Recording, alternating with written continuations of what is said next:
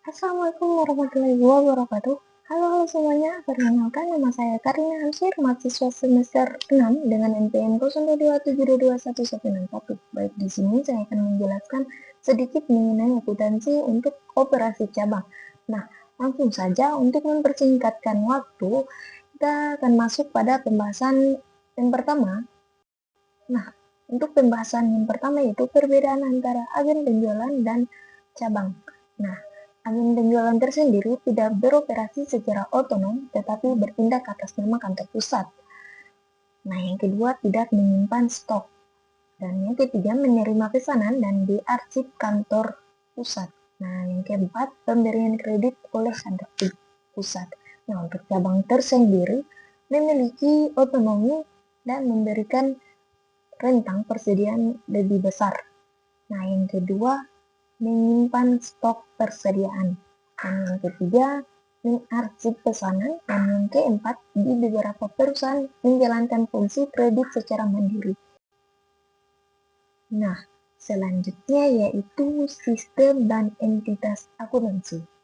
Nah, akuntansi untuk agen penjualan, contohnya pada PT Cemara, sebuah perusahaan manufaktur struktur modular dan partisi di Jakarta yang membangun sebuah agen penjualan di Surabaya, jurnal kantor pusat, dan agen penjualan sebagai berikut.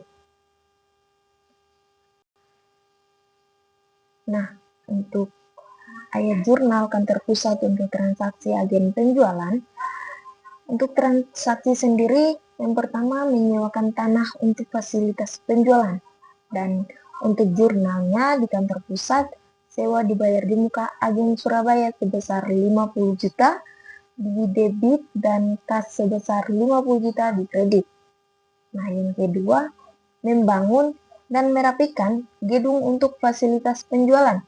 Untuk ayat jurnal tersendiri, leasehold, Pemprov agen Surabaya 80 juta di debit, perabotan agen Surabaya 20 juta di debit, dan peralatan agen Surabaya 16 juta di debit. Dan untuk kasnya, jadi untuk kasnya 117 juta didapat dari 80 juta ditambah 21 juta dan 16 juta, jadi hasilnya 117 juta di kredit. Dan yang ketiga, transfer kas ke agen sebagai dana kas kecil.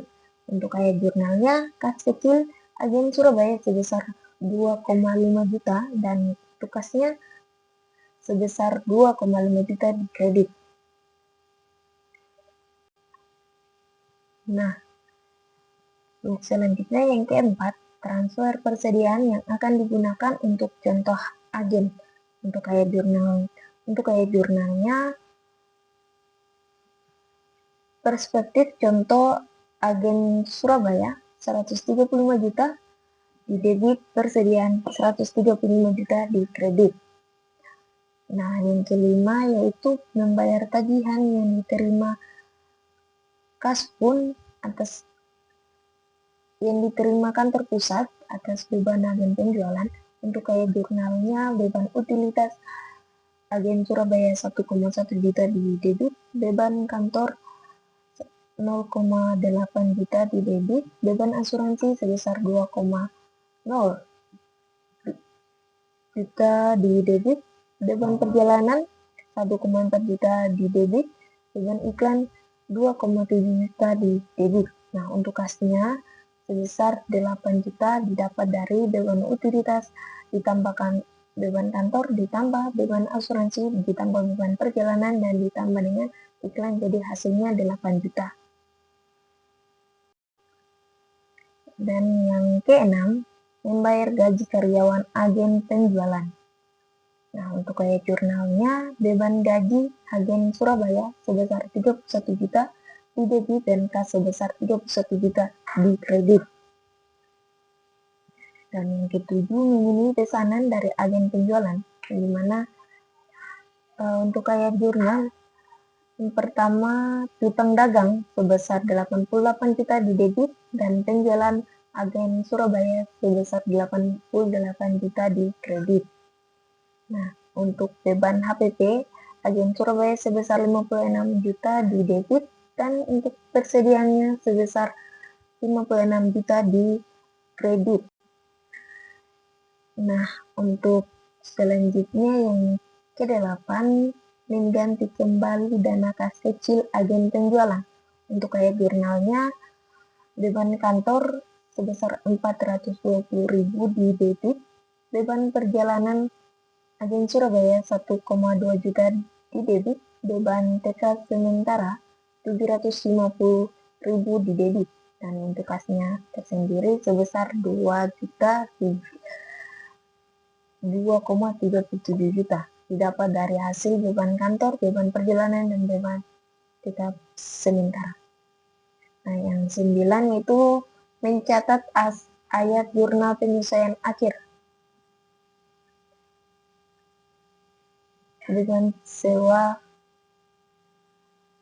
untuk ayat jurnalnya, beban sewa sebesar 25 juta di debit, beban penyusutan sebesar 14 juta di debit, beban gaji sebesar 1,9 juta di debit.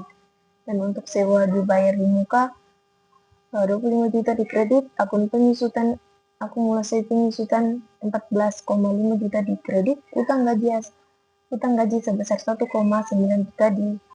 Itu yang dapat saya sampaikan. Kurang dan lebihnya saya mohon maaf. Wabillahi taufiq wal hidayah. Wassalamualaikum warahmatullahi wabarakatuh. Bye.